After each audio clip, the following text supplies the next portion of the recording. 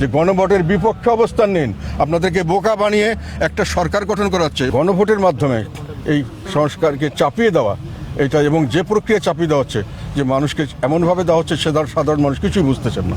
সাধারণ মানুষকে বলা হচ্ছে অনেক ধরনের বিভ্রান্তিমূলক কথা বলা হচ্ছে, তাদেরকে লোভ লালসা দেখানো হচ্ছে যে আপনি হা বললেই আপনি সব কিছু পেয়ে যাবেন, আর জীবনে আপনার কোনো কষ্ট থাকবে না, সব থেকে উদ্ধার হয়ে যাবে।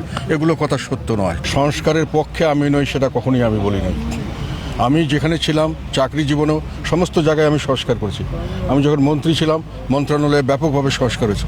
আমার নেতা আলহাজ হোসেন মোহাম্মদ এরশাদ বাংলাদেশের ইতিহাসে শ্রেষ্ঠ সংস্কারক হিসেবে এখনও আমি মনে করি সবাই তাকে গ্রহণ করবে। কাজে সংস্কারের বিপক্ষে আমরা নই, কিন্তু আমরা মনে করছি যে প্রক্রিয়ায় সংস্কার এগিয়ে নিয়ে আসা হচ্ছে, এই প্রক্রিয়ার মধ্যে আমরা আশঙ্কা করছি তার মধ্যে একটা গভীর ষড়যন্ত্র আছে। এখানে তারা যেগুলো কথাগুলো যেগুলো বলেছেন সংস্কারের মধ্যে, এর অনেকগুলো হয়তো আমি মানি, অনেকগুলো মানি না, সেটা ঠিক আছে। কিন্তু যে প্রক্রিয়ায়, যেখানে একটা সাংবিধানিক সরকার, আমাদের নিয়ম হলো যে কোনো এই ধরনের গণভোটের মাধ্যমে এই সংস্কারকে চাপিয়ে দেওয়া এটা, এবং যে প্রক্রিয়া চাপিয়ে দেওয়া হচ্ছে যে মানুষকে এমনভাবে দেওয়া হচ্ছে সাধারণ মানুষ কিছুই বুঝতেছেন না। সাধারণ মানুষকে বলা হচ্ছে অনেক ধরনের বিভ্রান্তিমূলক কথা বলা হচ্ছে, তাদেরকে লোভ লালসা দেখানো হচ্ছে যে আপনি হা বললেই আপনি সব কিছু পেয়ে যাবেন, আর জীবনে আপনার কোনো কষ্ট থাকবে না, সব থেকে উদ্ধার হয়ে যাবে। এগুলো কথা সত্য নয়, এবং এগুলো কথার মধ্যে ফাঁক আছে। এবং এইভাবে প্রচারণা করে ওনারা কি করতে চাচ্ছেন, যেহেতু দেশে এখন একটা নির্বাচন চলছে, সংসদ নির্বাচন হওয়ার পরে সংসদ এবং সেই নির্বাচিত সংসদ সদস্য এবং নির্বাচিত সরকার তারাই যে কোনো ধরনের সংস্কারের দায়িত্ব থাকবেন, এবং সেটাই হলো নিয়ম আমাদের দেশের, যে কোনো দেশের নিয়ম।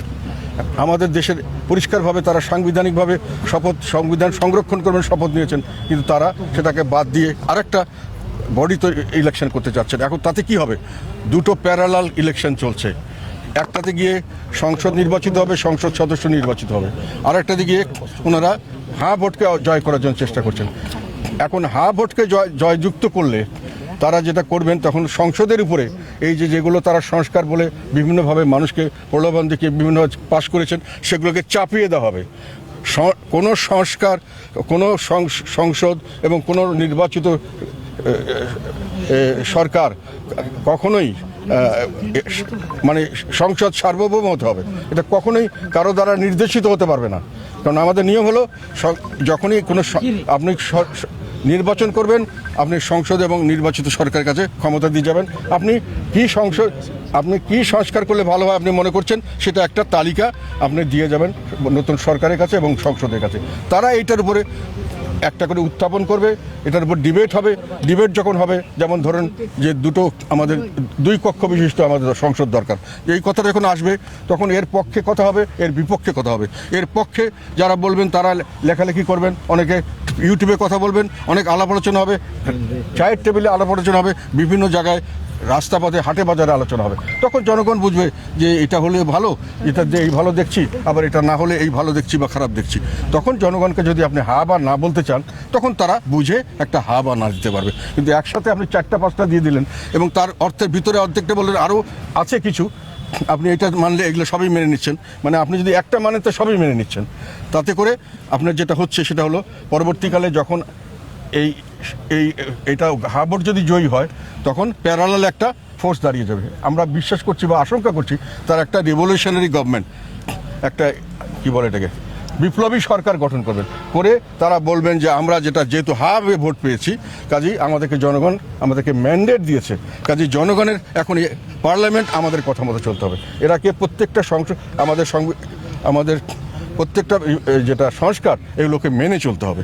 এখন মেনে তোমাদেরকে পাশ করাতে হবে, মানে সংসদকে এবং সরকারকে তারা বাধ্য করবেন যে তাদের কথা মতো চলতে হবে। তার মানে সংসদ এবং এতগুলো লোক ভোট টোট দিয়ে এত হইচই করে আমরা একটা সংসদ বানালাম, একটা সরকার বানালাম, সেগুলো কার্যকরীভাবে এটা কোনো কাজ করতে পারবে না। তারা এদের আন্ডারে কাজ করতে হবে, ওরা যেটা বলবে সেটাই পাশ করাতে হবে। এবং ওনারা যদি বলতে থাকে যেটা আমার পাশ করাতে আরও বেশি সময় লাগবে, এটা আরও ঠিক করতে হবে, এরকম করে ওনারা মাসের পর মাস কি বছরের পর বছর যদি ক্ষমতা দীর্ঘায়িত করেন বিপ্লবী সরকার, তাহলে এই বিপ্লবী সরকারের মাধ্যমে দেশ চলবে, পার্লামেন্ট হবে, তার আন্ডারে একটা খালি তার হুকুম মানার একটা একটা অবস্থান। তা সেই নির্বাচন যেখানে ক্ষমতা হস্তান্তর হবে না, আমরা জানতে চাই বর্তমান অন্তর্বর্তীকালীন সরকার পরিষ্কারভাবে বলুক যেদিনকে আমার নির্বাচন হয়ে যাবে নতুন সরকার, সেই দিন থেকে আমরা থাকবো না। কিন্তু ওনারা তো সেটা বলছেন না। ওনারা বলছেন যে আমরা থাকবো কেন, আমাদেরকে জুলাই চার্টার পাশ করাতে হবে, যে আমার দায়িত্ব দিয়ে গেছে সরকার। যদি ওনারা হ্যাঁ ভোট করতে পারেন তাহলে দায়িত্ব তারা পেয়েছেন, তাহলে এই নির্বাচনে কি মানে হবে? এই নির্বাচন করে জনগণের সংসদ হবে না, এটা জনগণের কথা মতো হবে না। কারণ পাশ করতে গেলে জনগণের কাছে যেতে হবে না। তার বলেছে জনগণ তো আপনি আগে পাশ করে দিয়েছে।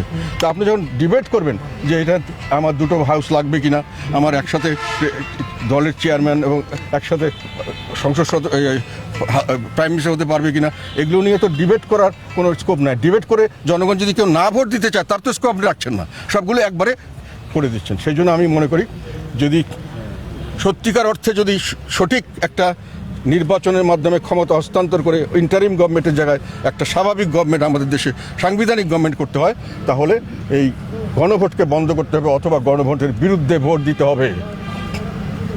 এটা রিফর্মের বন্ধ করার জন্য নয়, দেশকে বাঁচানোর জন্য। এই জন্য আমরা বলেছি যে গণভোটের বিপক্ষে অবস্থান নিন। আপনাদেরকে বোকা বানিয়ে একটা সরকার